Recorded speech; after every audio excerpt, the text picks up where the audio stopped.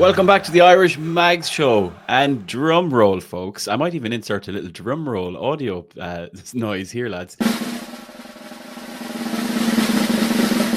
It's episode 50 of the Irish Mags Show. Can you believe it? We've managed to survive for 50 episodes, most of which Chris Show has been on, apart from this week. And we haven't been cancelled. So there's always that. Welcome in, listeners. Great to have you here. And thank you for all the support so far. My name is Paul. I'll be your host for today. And joining me, I have the notorious Mr. Alan Williamson, who's back from his holidays. I can confirm. Alan, did you have a lovely time on your holidays? Of course I did, but it's always great to be back with your smiling face. You know that. Now, Alan, just because you've been on your holidays with your future wife and you've been all charming and sucking up to her and everything, you don't have to do that to me now, okay? You can be normal around me. It's fine. Happy days. And we also have a very special guest this week, another debutant for the Irish Mags Show, one of the absolute originals of the Irish Mags, or even the Irish Newcastle fans that preceded the Irish Mags, which we're going to pick apart very shortly. Welcome in, Mr. Declan McGrath. It's great to have you here, sir. Absolutely great to be here, guys. Looking forward to it. We've all met you, I think, at different points, either in Newcastle or on home soil. And I've seen you in action in Newcastle. You're fairly notorious yourself around the streets of Newcastle in various pubs and different haunts and public houses. Notorious for putting people to sleep with all my various stories and anecdotes and stuff like that. I'm good for insomnia, but yeah, sure. I mean, it's a great place to. If there's any place in the world that you'd want to be notorious, it's Newcastle, to be fair. Absolutely. Well, to be fair, anything goes out there as well, And as you said, we've all been going there for a long time, and they're still letting us keep going. So until they stop us from going, we'll keep flying over as we do. Well, they've let the adults in now, Paul. You guys let the adults in. Oh, I don't know. So, I mean, on some of the more recent trips, there's a lot of kids in action from what I can see, and I don't mean actual kids. I mean childish behavior from what I've seen. But we don't talk about that on the podcast Absolutely. at all. Right. Well, on this week's show, all very level-headed. On this week's show, we're going to celebrate our 50th episode, starting off by, I suppose, putting Declan under the microscope, as we like to do with all our guests. I know, and I'm very confident that Declan has quite a large contingent of stories and trade secrets under his belt that we might just convince him to confess all on this podcast and reveal a few hidden stories from over the years for the Irish contingent traveling to Newcastle. We're definitely going to have a chat about that Nottingham Forest game, lads, and what a game it was, what a result it turned out to be, and really where it's left us for the season. There is a question that's come in from a very well-known member of the Irish Mags community. It is, of course, Brian with a Y. Brian was texting me today, and he asked me a question that had me thinking for a while. Have we reached a turning point in the season? And I was very hesitant to say yes. It felt like it was too soon. Is November too soon to have a turning point? We're only 2 months into the season. But things are obviously going well. So we'll have a chat about how the season is going. And we might just have a little focus spotlight looking at Lewis Hall, looking at the fullbacks at Newcastle, and just looking back over fullbacks of years gone by to see how our current fullbacks, in particular, as we said, Hall and Livramento, both of whom snapped in the last 24 hours, casually jogging around in their England training tops because they're both in the England squad now, which is great to see. So we'll have a little chat about that.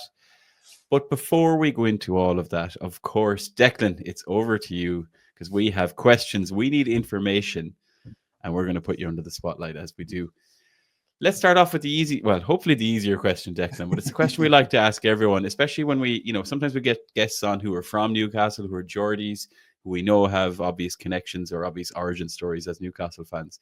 But when we get Irish Mags from Ireland on the show, we all have our own memories and stories of being lonely Newcastle fans, wandering around as kids or growing up, the only lads walking around in black and white kits, surrounded by a field of red. How did Declan McGrath become a Newcastle fan? That is the big and the first question. Well, as you say, I mean, the fields of red in rural Galway in the 70s, there was a number of different, I suppose, teams, but predominantly, obviously, the Reds of Liverpool and Manchester United, etc. And I suppose as a kid, I might have dabbled on the red of Man United in the very early days until I actually got sense. I know, Alan, you're shaking your head there, but I suppose the first memory I have, or I think the thing that brought me towards Newcastle, was the 74 Cup final. Just to give it some context now, guys, not to sound poverty stricken, but I didn't have a TV in our home until I was 12, which would have been 1979. So the 74 Cup final was in somebody else's house, and the 78 World Cup final was in my cousin's house, and that, you know, started to, I suppose, you know, when you're in the country in the 70s, you're playing GAA and your local club and, you know, the local soccer team and stuff like that, even at a young age. So, you know, you're out more than you're in. Times were different then, obviously. So, you know, a lot of, and particularly as well is, you know, games that were on the TV were very rare. I suppose Cup finals, European Cup finals and World Cups really were the main, you know, some of the internationals, etc. So I suppose the 74 Cup final, albeit that, you know, it didn't turn out well for us, it just gave me an insight, I think, into the whole passion and just something triggered me. Even retrospectively after 74, but that was kind of where I think I gained that kind of hook. And by the time the 78 World Cup, I was really hooked on football, soccer, and that I think I kind of revisited it. So the first jersey I got was the silver away jersey. Funnily enough, got it in Galway in a sports shop in Galway City. And I think it was the only jersey. It's hard enough to do that now. Never mind. I know. Yeah. So it was probably 83 or something like that, or 82. So, you know, that was kind of the first top that I actually got. And I suppose at the time, you know, back then, you know, wearing your colors wasn't the same level. It was, you know, they didn't have, you know, multiple kits and home and away and the third strip and, you know, what have they called it now? The new Ireland strip that they brought out. It's the hero kit or something. Oh yeah, something like that, or the giant kit, or I don't know what it is. The hype kit. Yeah. So so I think I was attracted, and it's something that has kind of stayed with me.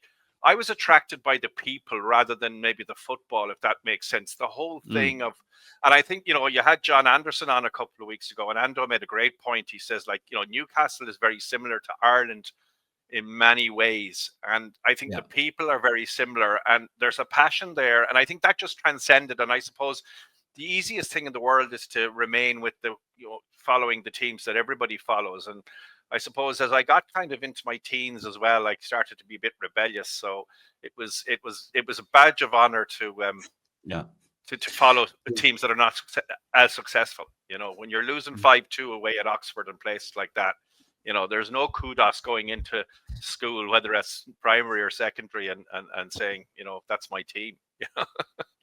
Yeah, I think we're all kind of like, we've all had that.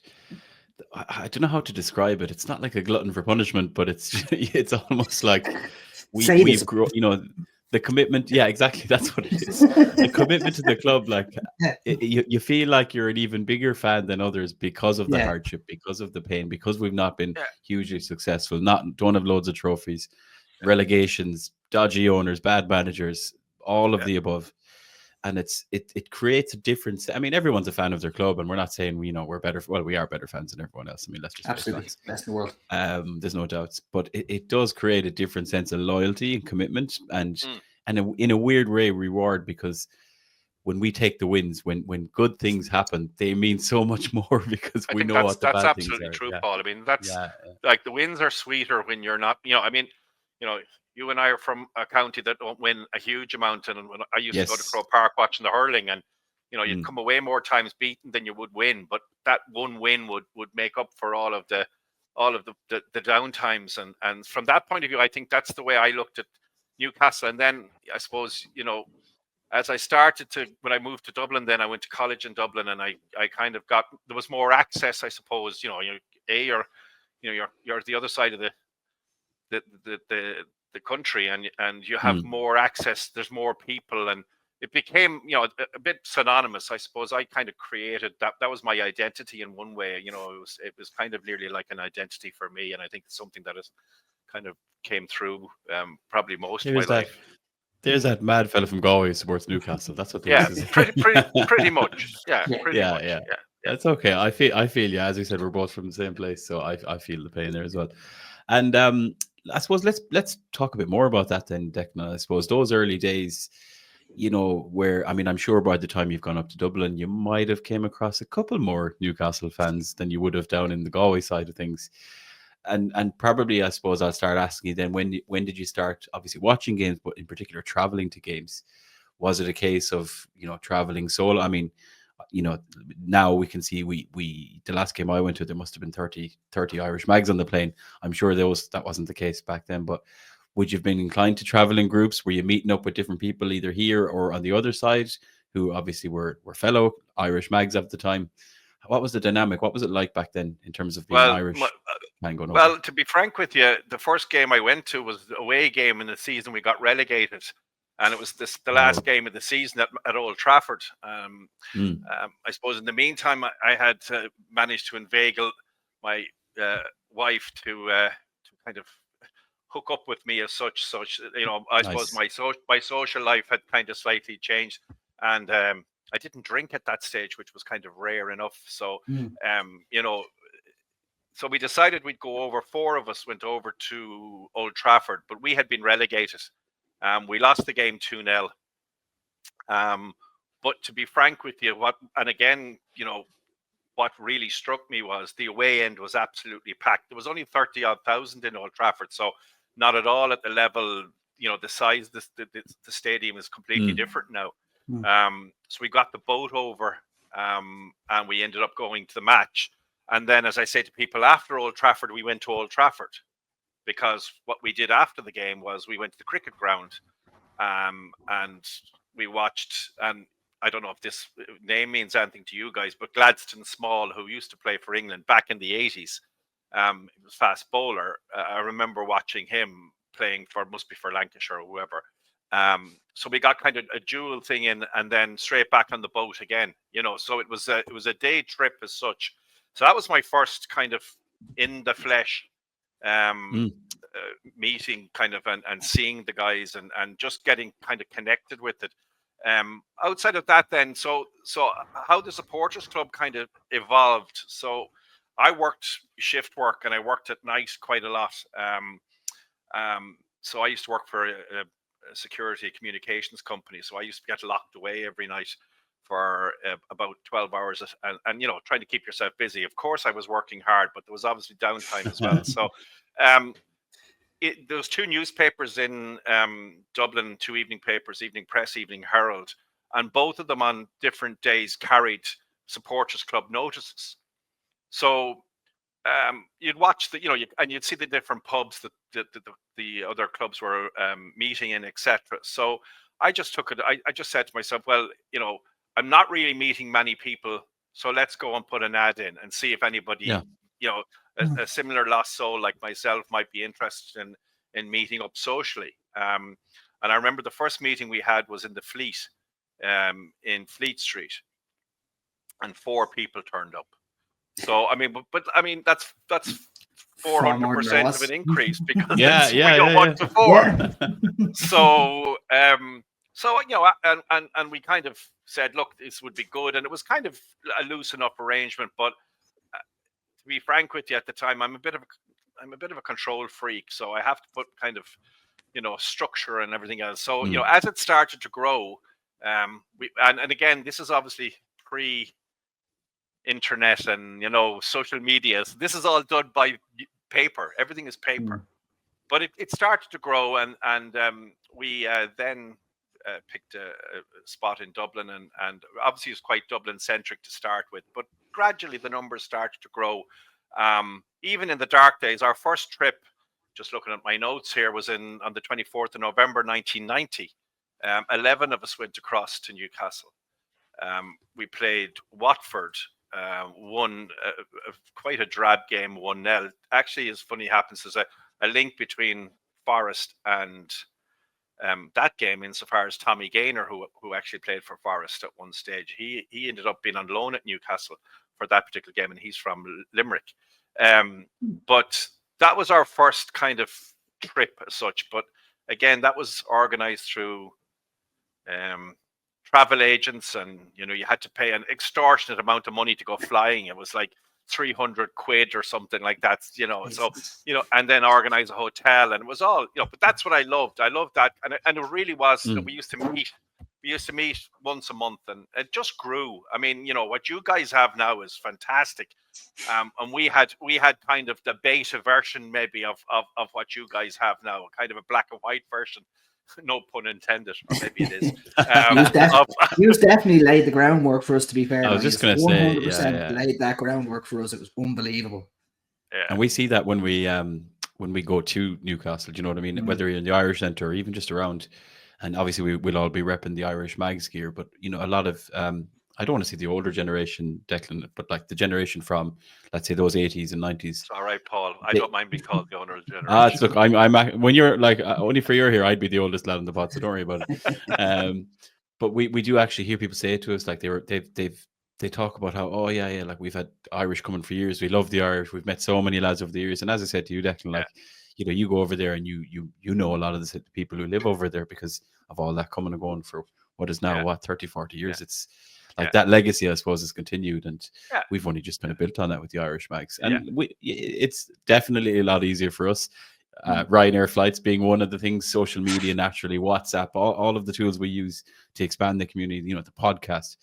It's definitely a lot easier than probably what you were doing back in the day. Was a slow build through an ad in the paper and having to be very patient. It was slog, and it was. But I suppose to some degree, and one of the things, Tevin, when he spoke to me a number of months ago, when you kind of started up, or restarted, or whatever you want to call it, and I hear it as a theme through all of your kind of communication is community, and that was a huge part of. I mean, we made friends for life, and like I even look at the photographs, when you have the meetup in Dublin, and like I spot Joe and I spot Ray and I spot Chris and John McQuaid and people like that who've and the funny thing about it is that at the time when we set it up, one of the key things for me was that guys started to meet each other at our meetings and started going, oh, I remember you were on the boat, or you were on the plane, or I met you a couple of years ago, or whatever. And it just started to really engender an awful lot of like that collective community piece. And I think, from like one of the anecdotes I have, when we went to Newcastle the first time, we were in the Black Bull on Barrack Road there. And there was Norwegians and Icelandic fans there. And the locals thought we were absolutely crazy. Like they thought the Irish guys were the nuttiest of the lot, because their whole idea was, well, you could have been Leeds, you could have been Liverpool, you could have been Arsenal. Look at all the, whereas their idea was that, somebody from Iceland, because there was a Norwegian Airlines that used to fly directly into Newcastle. So there was a connection there as well with the North Sea and the oil and all that kind of stuff. So that was probably an easier trip. But the guys in the Black Bull, we were like aliens. So. I mean, I want to say it's not like that anymore, but we occasionally we get mixed reactions to when we all get together as well, and I guess because when we get a gang together, it's I've been over to games where we've lost. Like I vividly remember the Milan game at home last season, and we lost 2-1. But I suppose because it was capping off the end of the Champions League campaign, and there was such a gang of us there, and it was we were out for the day.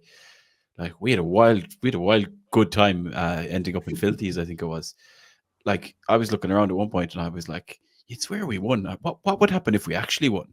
Well, I mean, because if this is how we are when we lose.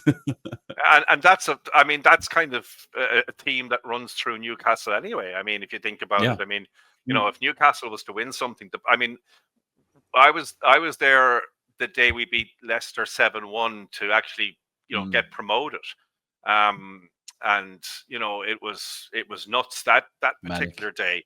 But we went on a whole different level. Obviously, we went into the Premiership and that whole development.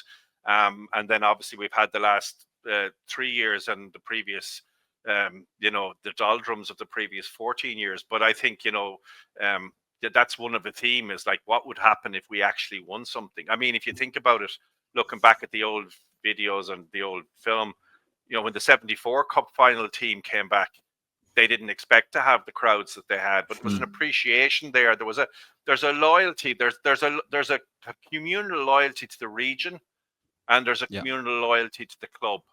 And I think that probably was the biggest, I suppose, stone in your shoe about the Ashley era is that he just couldn't see it. He just refused to see it. And, I remember our first trip, we got a tour of the ground, but it was not an official tour. It was a guy, John Anderson's been very, very good for us. He's got us into the club, at numerous times, and particularly in the early days. And that was a very key element in terms of how we grew the club. But I remember walking up onto so it was just a cantilevered stand, the Milburn stand. So it was like 4 separate sides. You had the smaller leases, you had the paddocks on the front of the Milburn, you had the east stand, and then you had the Gallagate, and that was just all standing. And I just remember walking up and standing there and just looking out over the city. And I mean, it's my first trip, and of course I'm excited, and there's a whole element. But I just thought to myself, and I said it to somebody, I says, if somebody could just harness this, look at what you have here. Now, it metaphorically needed being the corners filled in, if that makes sense. Everything needed, not just even from the ground, but the club needed proper, and that's where like John Hall came along. And obviously I got to know John very well. I don't know if I'm jumping ahead here, but keep I got to know Sir John very well. And I know he's not everybody's cup of tea, and I know some of his political leanings in the recent past wouldn't be my cup of tea. But nonetheless, he was the catalyst to allow us to get even more access. But when we went there the first time, 13,774. I'll always remember it. That was the attendance at the Watford game, and you may see him on the club photographs now because he's now the operations manager for the team as such, Tony Toward.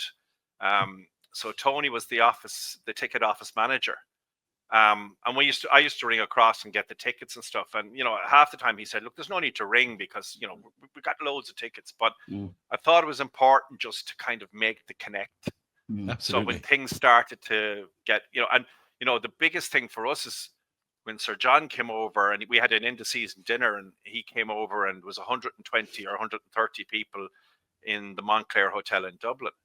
And we went around, we were in the I have a couple of funny stories about that day, but that's so my wife knew the Lord Mayor's son, a guy called Sean Dublin Bay Loftus was the Lord Mayor in Dublin at the time. So we arranged that Sir John and his wife, who was due to come with him, and turned out she didn't come because she was ill, were to go to the Mansion House, and they were going to have a little reception in the Mansion House, and then they were going to do we had a car laid on, they were going to do a little trip around Dublin, because Sir John gets his shoes handmade in the Powers Court Centre, which I didn't know until he arrived. Turns out anyway that because he came alone, he arrived in on Ryanair from Manchester rather than, and usually he stayed in the Westbury, but he couldn't get the room in the Westbury, so he stayed out in the Forte Post House, I think it was, at the airport. So we arrived out with this kind of Mercedes taxi, the taxi plate taken off it basically, but that was what it was. I hope Paul Slaughter wasn't driving it. No. He would have been very small if he was. But anyway, so what happened that particular day, and I think this was the kind of key day for the club during our kind of tenure, was that he just basically went into the hotel, said to me, "Come on inside," and I says, "Oh no, we'll leave you and we'll get you can have the car." We were getting the bus back into town. That'll tell you how posh we were. No, he said no. He splashed a bit of water in his face and out the door and into town. We did the Mansion House, but I had nothing else organised after that. Now, we used to meet in the Halfpenny Bridge Inn. That was our kind of meeting spot. So I'm thinking on my feet. I says, they got Newcastle Brown Ale. I know I told you this, guys, before, but they got Newcastle Brown Ale on tap, which you don't get, but it was obviously a marketing gimmick. So we went down there Saturday afternoon, place full of English lads watching football. Sir John was kind of in the public eye around the 94, 95, 96 kind of time, particularly. So 3 hours of fantastic crack ensued, so from 3 till about 4 till about 5:30, 7. And then he decided, instead of getting the car up towards the Montclair, he wanted to walk. So I walked with him up through Temple Bar. He was looking at property. That was his interest, property, and what was happening and how it was developing. Because Temple Bar wasn't as developed as it is now, so it was in that kind of throes of the should I say, the gentrification? Maybe it's controversial. There you go. And so he walked up Grafton Street, and then I thought, well, we're a bit early for the dinner, so I said to him, we'll go to the Bagot Inn, because Jack Charlton had a stake in the Bagot Inn, being obviously in Ireland at that time. So went up, and his son John was the manager in there, and he was there, and of course John Hall and John Charlton knew each other both from Ashington, so there was common kind of mutual knowledge and a great bit of banter there. So we had a couple of beers there, and as it happens, my wife, my first wife, was a photographer. She worked part-time for the Evening Herald doing their junior soccer, so she'd go out to matches on a Saturday. So she had the camera with her in bits and pieces, and they happened to go upstairs, and she came down and she said to me, she says, I don't know what's happened upstairs, but there's a football presentation and there's some actors from Fair City at it. So the next thing, the two of them had gone upstairs. Sir John and herself had moseyed on upstairs. I said, I'm going to stay where I am. So it turned out anyway that it was the launch of some schoolboy or youth football tournament. So it was like the press launch, and it was done in the Bagot Inn. Sir John walked up and offered them 5,000 sterling in a check. So he wrote a check there and then a sponsorship. And he then said to the winning team, so he said the winning team will get an all expenses trip to Newcastle. Now this was just off the bat, like this is on the hoof. Unreal. You know? Unreal. Obviously, you didn't even know it was on when you brought him in there. No, but this is just the way it all knitted together, because it's funny how the day kind of knitted together, because we went to the Montclair. There was about 120, 130. One of the guys in our club was an RTE journalist. He presented the news at 1 on on RTE radio on a Sunday. He did an interview with Sir John, which was published, was broadcast a couple of days later. Fabulous night. People from all over Ireland. Great night. I remember putting Sir John into the car with a bottle of wine under each arm. And after that, Sir John said to me, he said, look, any tickets you want, we'll look after you. And that's of how it really accelerated our growth. Unreal. I love this, the fact that very little of that day was planned. You didn't even know where he was coming from. You didn't know who he was coming with. Where he was staying was up in the air. All and even obviously just the generosity as well. Fair play to him. Just on that. So my mom was actually at that event with my Uncle Joe, as you probably knew. So I was 4 or 5 maybe. We were wearing the Dennis the Menace kit that season. The hooped one. I had stood beside the fire and my jersey melted to a pair of jeans. Mother, after say a couple of drinks, corners John Hall and lifts him out of it. Like this, that. And to be fair to John Hall, he's like, I will do something for you. If you send me that jersey, and you have to send me the full jersey XYZ, I will send you the full 3 kits from this season and the 3 kits for next season when they come out. And true to his word, my mom sent the jersey off. The 3 jerseys from this season arrived for me, brand new, happy days. First day of the season, 3 brand new jerseys arrived at the door for the next season as well. John Hall sent them. There's his public persona, as I said previously, mightn't be to everybody's taste. And I don't want to, the Friday of the do was fantastic, and I probably told you privately the following Friday wasn't fantastic, unfortunately for me, because my wife passed away. And I don't want to, but the context on that is that I got a call on the Tuesday morning of the funeral, and I'm getting ready to go up to the church, and next thing the phone rings, and it's, hello, this is John Hall, and I'm like, lads, you're trying to boost me up, and I put the phone down. And the next thing it rang again, and he says, no, it's John Hall. I'm in the airport in Spain. I heard the news, blah, blah, blah. And I said, well, unless you have a plane that gets here in 20 minutes, you're not gonna, you ain't gonna make it. So, but again, what had happened is the journalist guy, Mark, had told him what had happened, and to be fair, on a personal level, he really engaged, and I had a massive bouquet of black and white flowers in the house when we came back from the funeral, and subsequently as well, on a personal level, he was brilliant with me. He'd meet me before games. I was going to talk about it when we beat Forest in 1997 5-0 to win to get through into the Champions League as such. I was in his executive box with him. He sitting in the executive box watching the game. Now that's not, I'm not name dropping, but it's just, that's a measure. It shows you the effort. Yeah. And he was, I mean, there's a lot of people in and around the club he could have been doing the same stuff for, but like he could see the effort, obviously, that the Irish supporters group were putting in, obviously through you, Declan, as well. And it's, if you look at previous owners who, I suppose, you could say clearly just that they were above all that, let's say.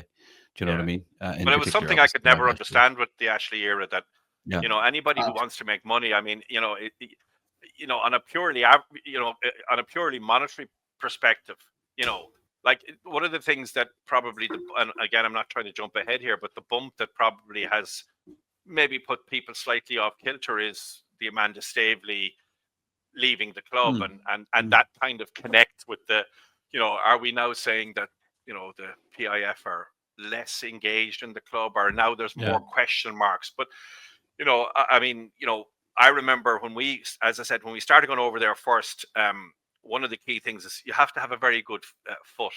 And what I mean by that is, once the door opens, put your foot in the door and don't let it close, and walk through the door and pretend you're lost. Well, you are lost, but at least you're going to find out somewhere. And what happened was that I think the club started to look at, there was no official supporters club that had been disbanded as such. There used to be an official supporters club, the kind of Magpie club across the road, but there was no global. But they started looking at us as possibly guinea pigs and maybe as a kind of test case. So I got very friendly with and used to meet the marketing department at every single match that I'd go over for. My kind of the routine was I'd go up and meet a guy called Alec King, who happened to be marketing director in Sunderland before he came up. And another guy called Brian Philpotts, who then went on to be marketing director for the Football League, not for the Premiership, for the Football League. And I'm still in touch with him, all these years later, albeit mostly through Twitter. But the point is that they actually sat down and they were interested in what we were doing, and we were talking to Norwegian supporters, and there was a kind of genesis of putting kind of something more structured in place. Now, it never really transpired, because then Kevin Keegan came back, and then the whole Premiership started, and then Newcastle kind of the whole explosion happened. Yeah, exactly. Yeah. So. But even fast forward to now, Declan, and it's almost like come full circle, because we know the club are. I mean, I think it's still work in progress, and for similar reasons, there's so much going on in Newcastle, and when you look at all the movements that are happening up above as well, but they are looking at the supporters clubs, in the different countries, the different locations. We're very much in touch with them. Tev is the Declan McGrath of the current day and age, as we know. I wouldn't want to give him that moniker now, in fairness. You don't tell him about all the feet in the door and the corporate box and the things that you got, because there's things he feel he's missing out on now. We don't. No, I mean, I think. Look, to be fair, and I suppose, look, as I said, different times, but I do understand the kind of. You do have to, you've created a fabulous brand. I mean, that's one thing, that there's real presence about the Irish Mags, and we tried to create that, albeit kind of in an online version, as I said, a beta black and white version. Sure. And we were very successful, I think, on a certain level. And I think, to be fair, we had a certain, we met Ando quite a bit. The funny thing about Newcastle at the time there was, it was a different time as well. Even when they were successful, you went out in town. I mean, I remember we lost when Man United beat us. They beat Middlesbrough, and we were at home to Spurs the year that we kind of did a Devon Lock on things, and pretty much kind of gave them the title. Yeah. But I remember I went to Newcastle because I couldn't stand sitting in Dublin listening to the gloating. So I decided I'd rather go to. Now, funnily enough, with all my connections, I couldn't get a ticket, right? So I watched the match in the Irish Centre. But funnily enough, so then we went downtown, and the usual post-match, few beers and everything else. But Sunday, everything closed early in Newcastle, everything. So we're heading back up, and there used to be a club called, I don't know if it's still there, the Hyena Club. It was a comedy club. It's kind of, I don't know the street now, but it's very close to the ground. It's quite close to the ground. And I could hear music, and I could kind of hear people, and the lads that were with me saying, no, everything's finished, close. No. I said, no, look, I can hear music. So in we went, and lo and behold, who was in there? Private party. I didn't realize at the time. But we got in, nobody stopped us. So we had Philip Albert, Steve Howie, Darren Peacock. I think Steve Watson was there. There was a couple of other players there as well. That's the back four right there. Pretty much, yeah, pretty much. But like, just kind of randomly in a club, in a kind of, private party, but it was not elevated to the same level. You could walk around the streets, you'd see Philip Albert taking money out of the ATM, and I remember another time we went to Legends, I think it's called, and Tino was in there, and oh wow, Tino was in there on his own, and funnily enough, people were just leaving drink at his feet, literally at his feet. It was like a presence for the deity, a worship, like for the younger listeners, he's referring to Tino Asprilla and not Tino Livramento. Yeah. Definitely wasn't around back then. Yeah. Sorry. When I say Tino, yeah. Other Tinos are available. That's unbelievable. I mean, you're right though. Like the generations have changed. Like the way things have changed. You can't get close to. It's very hard to get close to the players of the club. The same doors that you were sticking your foot in just aren't open as much, I say, anymore. And but just I think from talking to you guys, I do think from talking to you guys, Paul, that you've made great strides. I think there's like I really do think that you say, oh, you've built on the legacy. I think you've created a whole new legacy and a whole new kind of structure. And I take I thank you for the nice kind words, but I think the dynamic that you guys have created. For me, I hadn't gone over for a few years, and I went over on a couple of the trips. And it's just fantastic to see. It's just fantastic. Yeah. It's just fantastic to see that kind of connect, and as well, all the online stuff and the podcast and everything else. It is, and I think the club in its current format and in its kind of commercial ways as well. It does, it wants to harness that. It wants to create that kind of global, I suppose, support or footprint and get that connect with the club. At least I hope they are. That's what they want to do. I think you're definitely right. Yeah, I think you're right because it's not. We're not looking at other clubs and trying to be the same. But every big club has this, right? And overseas clubs have this. These kind of fan bases in London and in different places. So like this is normal for a big club. This is big club behavior. And as we said, for the Irish Mags, the biggest priority we've always had, number one from day one, is all about that community element, meetups, traveling together. Alan always says it and words it very well, that no Irish Mag should kind of drink alone, travel alone, watch a match alone if they don't want to. And that those opportunities are there. And even this year, we've seen it explode. We've got meetups in places we've never had them before, in Sligo and in obviously Limerick and in Belfast, as well as Cork and Mayo, Dublin. And we really need to get the Galway contingent kind of going, but all in good time. That's the main thing. But obviously, as we said as well, we're also taking it quite seriously. We see ourselves as a big, proper core fan group of the entire of Newcastle. Right? There's our portion of it there, let's say, and that's why we do what we do with the podcast, with the gear, with the website, and all of that. So as we said, there is an element of truth to say it's the mix of the legacy you guys created and then what's happening now. So it all goes full circle, as we said. Of course. Declan, thank you for sharing all that. Before we move on, I do want to talk about a little bit about the Forest game and about things currently, but I just wanted to ask, is there any other highlights, I suppose, as a Newcastle fan or traveling, or or going, any other particular anecdotes, or this is an opportunity to either say something you'll regret? No. I regret nothing. No regrets. Yeah. No, I mean, I suppose for me, one of the things we did, and this isn't an anecdote as such, but one of the things we did actually, and I think it was kind of indicative of our mindset going back to the area and the region and everything. We used to go to non-league games. If there was an opportunity on the Saturday, if there was a Sunday match, we'd go to Ashington, became our club. And for obvious reasons with the Millburn and the Charltons, etc. And from that perspective, we sponsored games up in, they were in Portland Park at the time.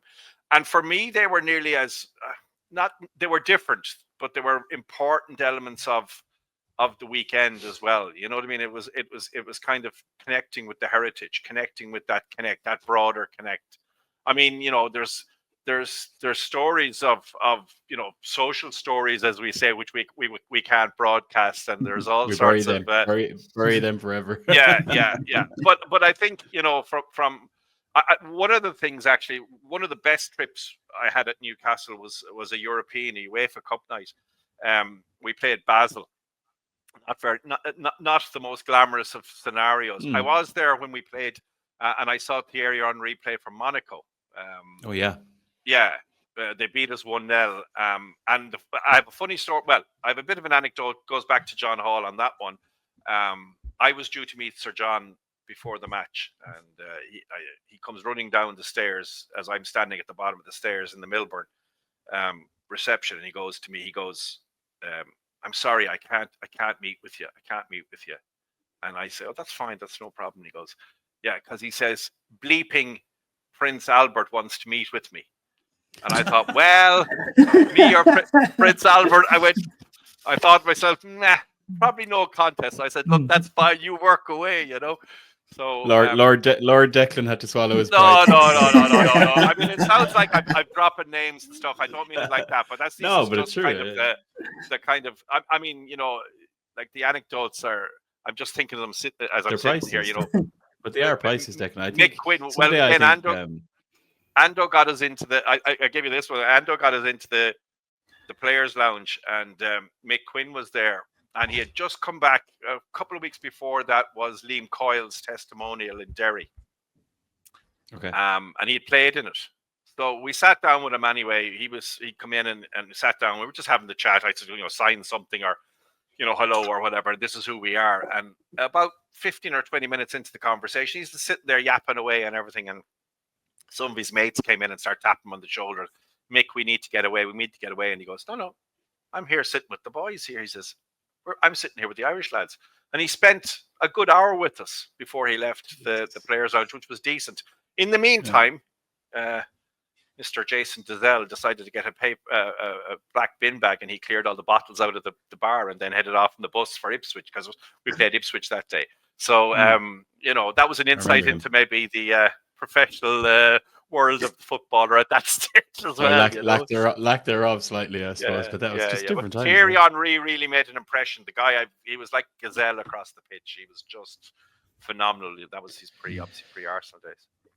It's a pity you didn't kind of just wander down pitch side and chop off his left arm, and then he wouldn't have been able to control that ball against Ireland. I was thinking anyway, I might have chopped off his right leg, because he crossed with his right leg for them to score their only goal. So again, sorry, I don't mean to. I'm jumping all over the place, but that brings me to a point. That brings me to a point of, I was asked a question many moons ago, and this was when Kevin Keegan was manager. Which would I prefer, Ireland to win the World Cup or Ireland to win the World Cup or Kevin Keegan to stay as Newcastle manager? And I said, absolutely, Kevin Keegan to stay as Newcastle manager. The rest of it was irrelevant to, because this was the time he was being touted. Yeah. Oh, well, I mean, at the end of the day, yourself, Paul, Alan, and anybody who's a Newcastle fan to that depth, there is only one answer to all of these questions, and I remember they were the days, Yeah, but somebody said to me, what happens if Galway United played Newcastle? And I said, the way I look at it is, I hope Galway United perform really well and we win, and Newcastle win by 1 goal. That's all I want. Yeah. Best of both worlds, can't beat that. Yeah. But that's loyalty that'll never be wavered and never be moved, and that's years in the making, and you'll never shift it like. And no. Again, I think we all feel the same, because I don't know, it's just this unwavering commitment to both the pleasure of being a Newcastle fan and the trauma of being a Newcastle fan.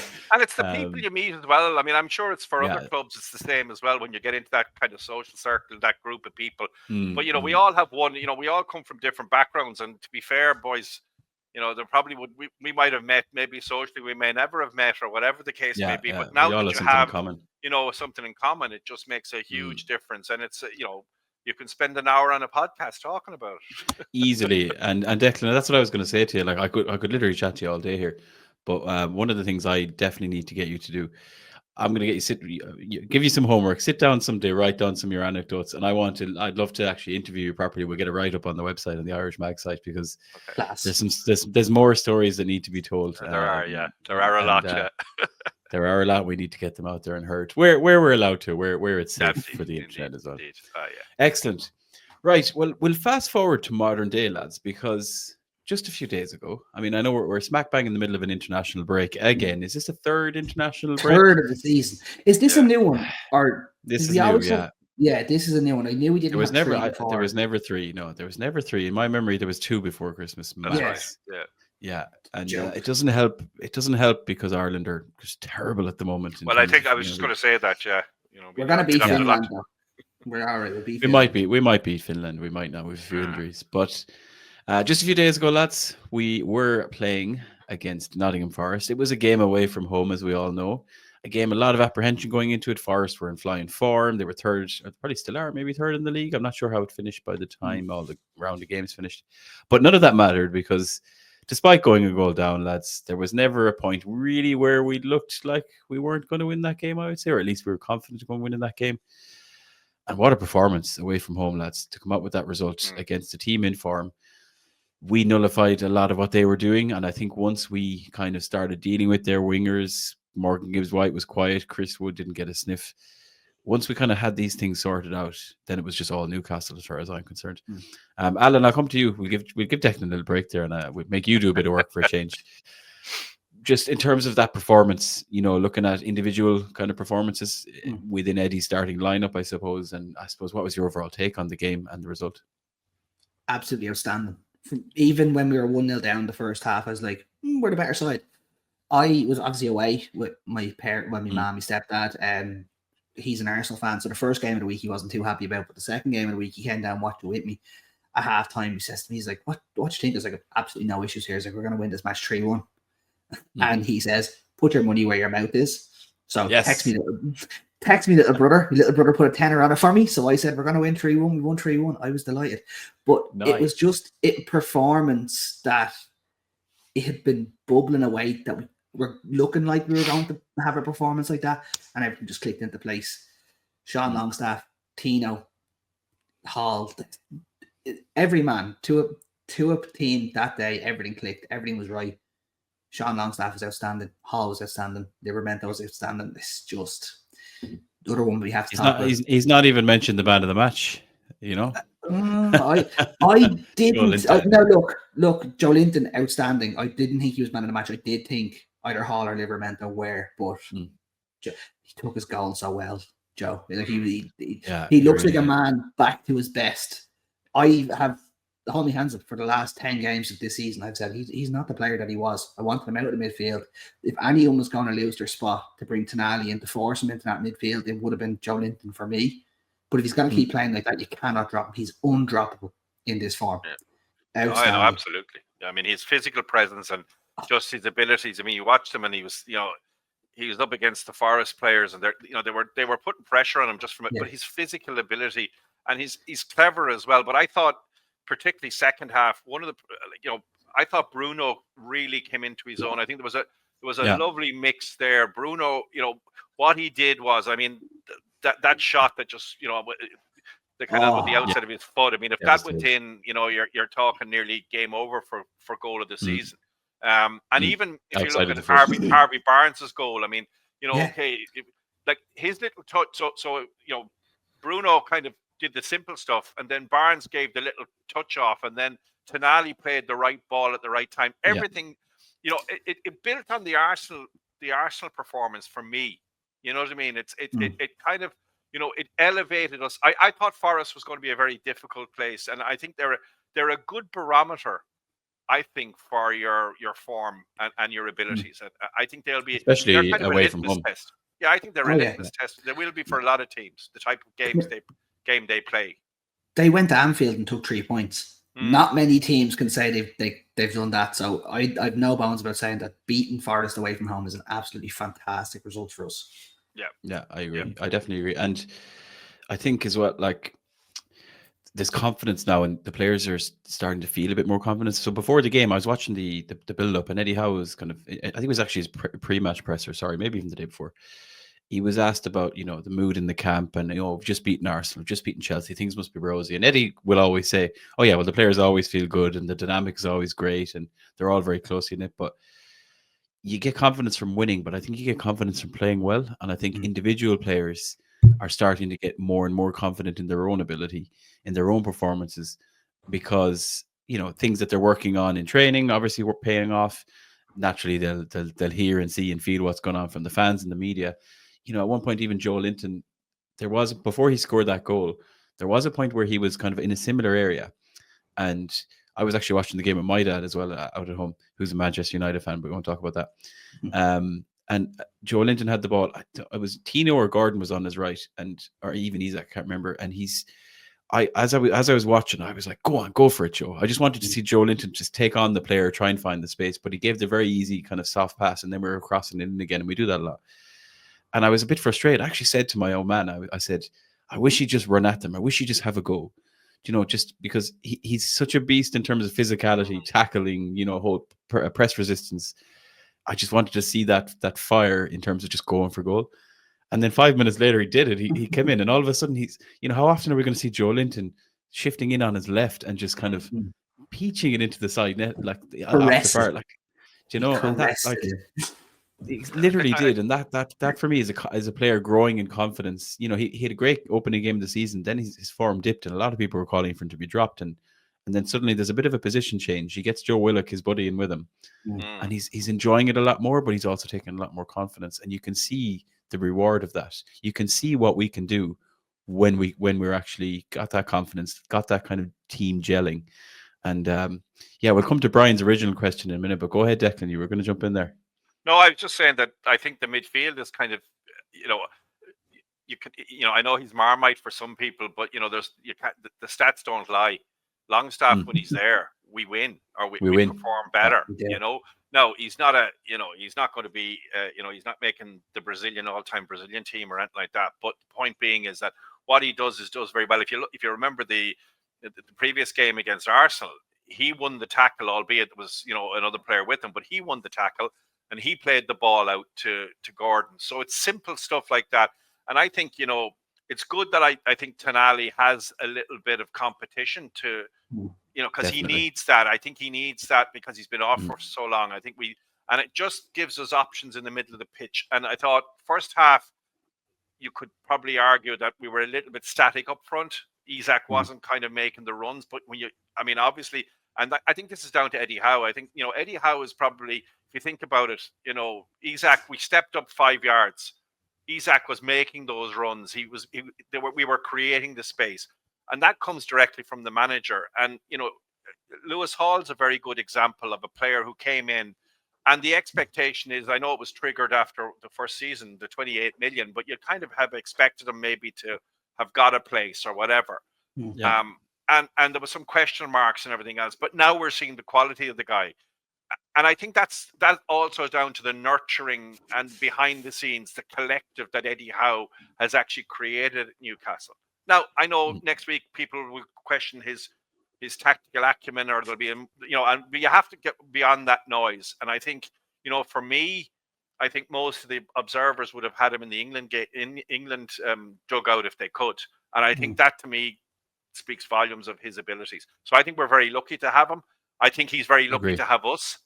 And I think it's a marriage that could really bear fruit, provided, and, you know, we talk about PSR and all that kind of stuff another time. But yeah, we're getting the backing, of course. Yeah.